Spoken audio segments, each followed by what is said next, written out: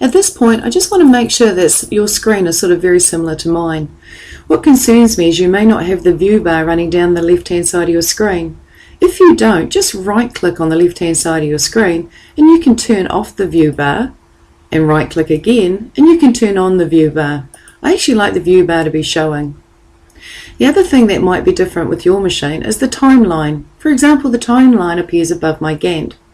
I actually turn this option off, but because I'm still sitting in the same project file, the settings haven't taken place.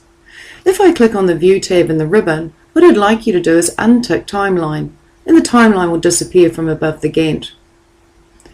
When I look at my Gantt chart, what I see is a red line running down here. This is today's date, so this line will move. What I'm also seeing are grey bars representing non-working days, so this particular project believes I don't work Saturdays and Sundays.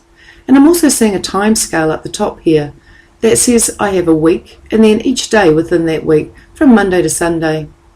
Just be aware you can right click this time scale and then left click time scale and you can change these particular options.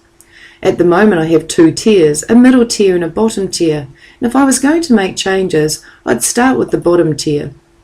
For example, I'm seeing days and they're labelled MTW and I'm seeing one day at a time. But you can change this if you wish. I'm also in my middle tier seeing this particular weeks and I'm seeing it labelled as such, and I could change that if I wanted to as well to any of these options here. And I can also choose to show 1 week or 2 weeks in the middle tier. You can also size things if you wish as well. Some people like to add a top tier, a third tier, and so I could change the show from 2 tiers to 3 tiers. And in the top tier I might prefer to see a month, and I'll see it in this labelling format here, and 1 month at a time. If I clicked OK, and notice you get a preview here, you've adjusted your timescale.